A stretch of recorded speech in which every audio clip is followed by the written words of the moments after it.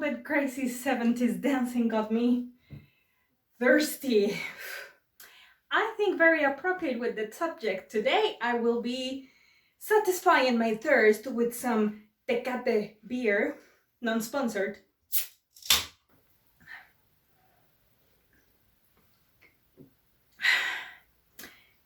Good beer, especially when it's hot. Like in Baja California, it's super hot. Hello tequila friends, how are you today? This is Ro. Welcome back to the Tequila Princess channel.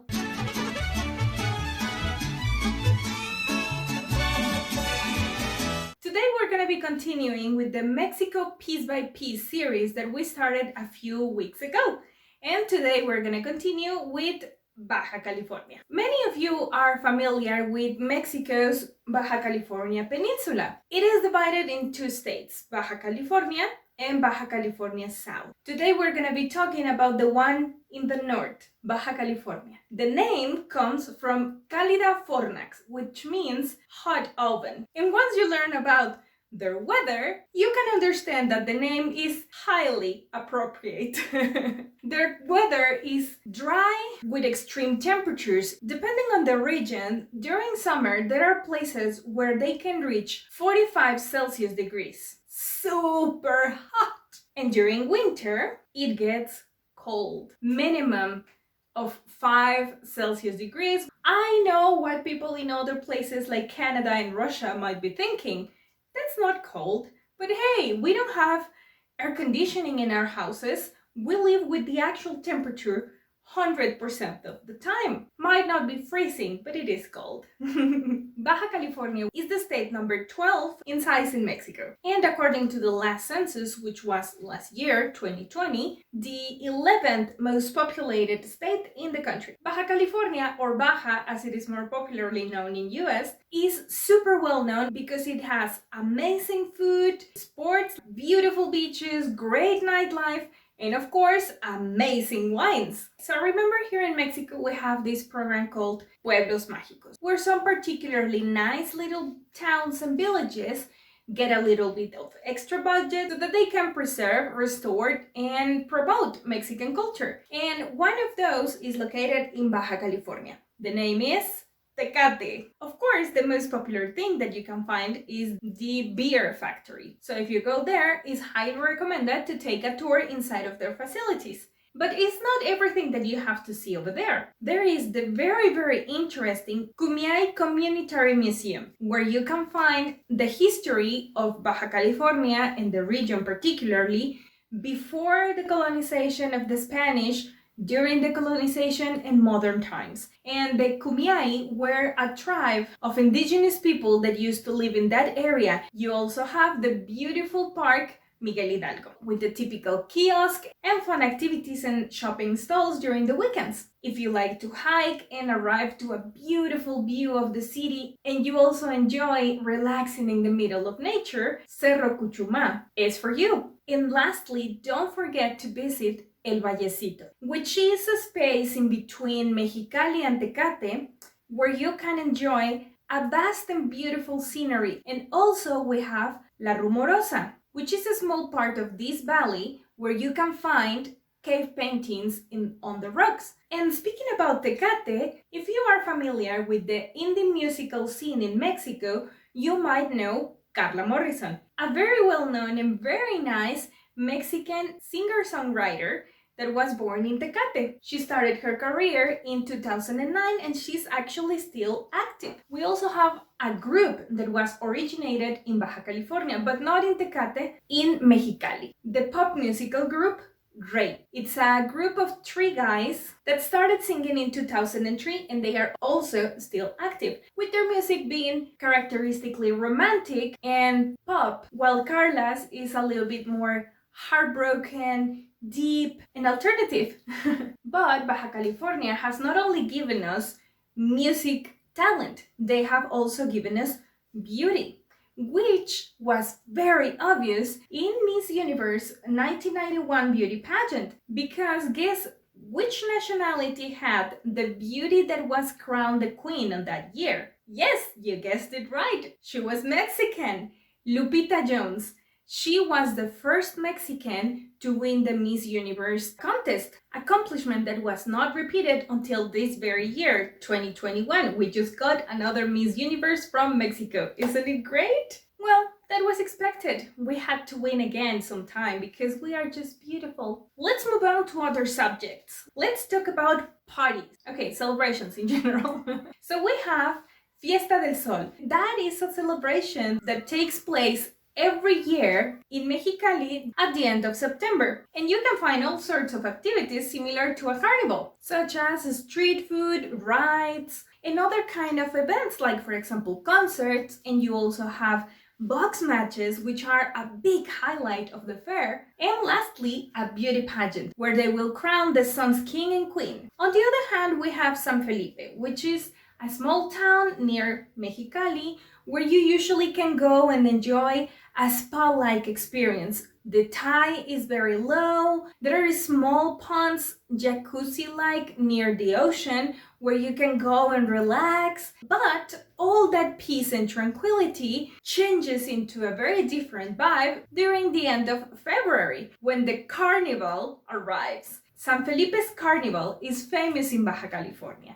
You will find, of course, parades and a lot of party, people drinking and having fun, and they will crown the ugly king and the carnival queen during the parade, where the main attraction is the parade floats that reflects the locals' creativity. And finally, I want to talk about something that is not exactly a party or a carnival, but it's a big event that takes place every year, and it's actually internationally famous and expected. Baja 1000. We're talking about the longest off-road rally of the world. It is 1,050 miles, which is 1,700 kilometers long, starting in Ensenada and going all the way down to La Paz, taking the scenic route, is just amazing. You can participate with all sorts of different vehicles, from RTVs, trucks, cars, motorcycles, all of them in different categories. And it's been running since 1967,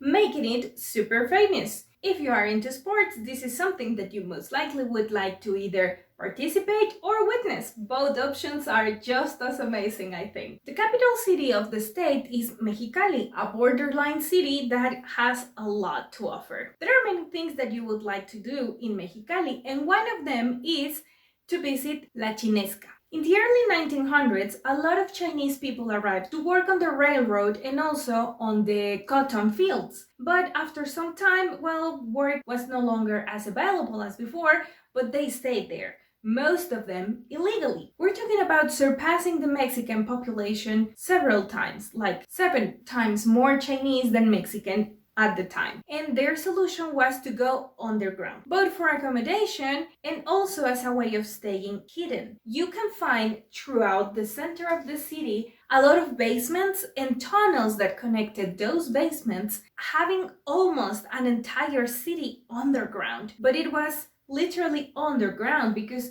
most people didn't even know about it. It was a very well kept secret that only the Chinese community knew about. Very recently, they have opened those tunnels so that we can visit them and get an idea of how those times were. And then the other thing that you need to do if you go to Mexicali is to visit the dunes of Los Algodones, where you will be able to practice sandboarding, and if you're not really sporty like me, you might just go there and take amazing pictures. Although I think it's worth trying the sandboarding.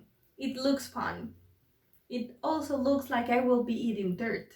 But yeah, whatever, let's try it. Another borderline city that is super popular is Tijuana. There you will find all sorts of things. But there are a couple things that I would like to emphasize on checking out. For example, the Cheve Tour. Here in Mexico, we call Cheve to the beer. So when we say Cheve Tour, it means that they will take you to several artisanal breweries where you can try artisanal beers and finish the tour with a very nice gourmet pairing for those beers. And another thing that I would like you to take the time to go and check out is Tijuana's Cultural Center. It is also known as La Bola because one of the buildings has a very peculiar spheric shape that you can see from far, which is actually a projection room where you can see all sorts of movies. In the same cultural center, you will find an aquarium, a theater, and a couple museums, the one of Las Californias and El Cubo. Moving on to another city, we're going this time to Ensenada. It's becoming very popular because of the gourmet scene on that city,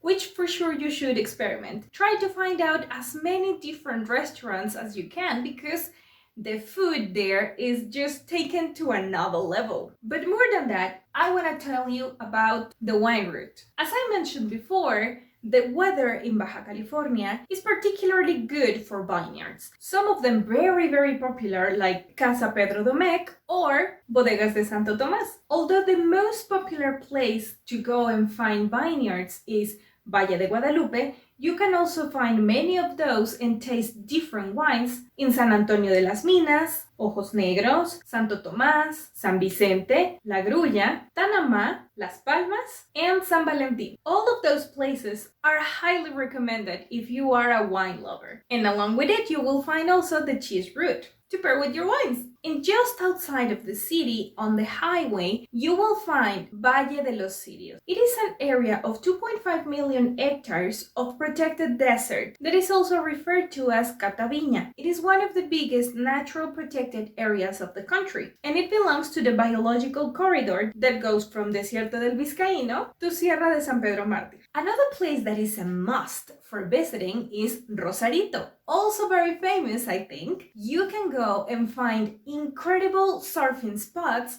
from Punta Descanso all the way up to Punta Mezquite. And if you are not into surfing, you can just go there to enjoy the beaches and the nightlife. But there is another thing that you might be interested in. Back in 1997, they were filming the very famous film Titanic. Yeah, I'm pretty sure you have heard of it. They were filming on Marte Cortés, and they created a special franchise from the main studios to film on this region. It is called Baja Studio Films. It is also very famous for other films like Planet of Apes, Pearl Harbor, and 007 Tomorrow Never Dies. They have special tours inside of the studios where you can see some of the places where they filmed these movies, and they also have a section where they show you how they create or how they make certain special effects. If you are into cinema, that's a must. And of course, Baja California has amazing natural places that you need to go to.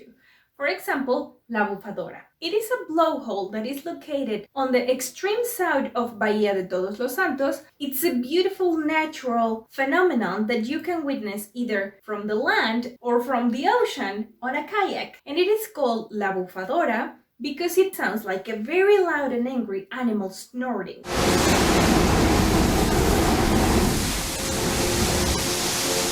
Another natural beauty that is worth visiting is Cañón de Guadalupe. It belongs to the Sierra Cucupá, and it is best if you visit it between October and May when the temperatures are not as high as during the summer. Over there you can go hiking, rock climbing, rappelling, mountain biking, and camping. But the most popular thing to do is to visit the thermal waters. Relax under the shade of palm trees in thermal waters that are not hot, which makes them very refreshing and nice with Baja California's weather. If you visit San Felipe, make sure to stop by El Valle de los Gigantes in Punta Estrella, where you can see gigantic cacti called cardones, and they can be up to 21 meters tall. Impressive. If you are into photography, there is one spot that you want to make sure to visit, La Lobera. It is a spot of rocky terrain on your way to San Quintin. You will have to go off-road about 3 kilometers of very rocky and irregular road, but it's gonna be worth it because the view of the ocean crashing against the rocks and this beautiful kind of hidden beach inside of a crater a beautiful spot for the most beautiful pictures. And if you are into animals like I do, and you like to see them up close in their natural habitat, you wanna go to Bahía de Los Ángeles, where you will have the chance to witness in between May and November the visit of the whale shark, the biggest shark alive. It is quite gentle and inoffensive. It is beautiful and you get to swim very close by. You will in general enjoy the Mar de Cortés fauna variety, but also you will see, because it's kind of a favorite spot for them, a lot of manta rays. But now we're gonna start talking about more important things. Food and drinks. Yes! The first dish that I want to talk about, I already have shared a very fun story with you about it. Tacos de pescado estilo Ensenada. They are delicious and very easy to make if you prepare them well. You will need tortilla. If you want to go for the traditional one, you will need a fish that is called angelito, coated with some floury deliciousness, and put it in a taco with pico de gallo, avocado, and a spicy sauce. And it was created, obviously, in Ensenada. Next, we have tamales de hueme. Tamal is a very traditional dish in many Latin American cultures. In Mexico only, we have, I think, over 50 different styles of tamales. And tamales de hueme are originally from Tijuana. They are prepared with a special corn dough mixed with olive oil and pork, chicken, olives, and raisins. It is a savory sweet recipe and they are very particular from that area. Also from Tijuana, we have a very famous and delicious salad, Ensalada Cesar. It was created originally in the Caesar's restaurant, and although it is very simple, it's a very popular salad. You only need lettuce, Parmesan cheese, croutons, and the dressing. But the magic is precisely on the dressing. In it, you will find eggs, lime juice, Worcestershire sauce, or whatever you pronounce that, Dijon mustard, anchovies, olive oil, salt, and pepper. Another salad from Tijuana, ensalada de col morada y pera. It is made with both green and red cabbage, pears, of course, carrots, cranberries, nuts, and the dressing that is made with honey, yogurt, cider vinegar, and lime juice. And I want to close the food section with a particularly tasty, fancy, and something that I honestly crave, lobster. If you like lobster, Puerto Nuevo is the place you need to go to. Over there, you will find lobsters almost every day, and they prepare it cut in half and deep fried. It looks delicious. And now it's time to move on to the drinks. There is one very famous tequila cocktail that I'm pretty sure you are very familiar with. Margaritas time! Woohoo! Okay, no, I don't have margaritas right now. It is still not clear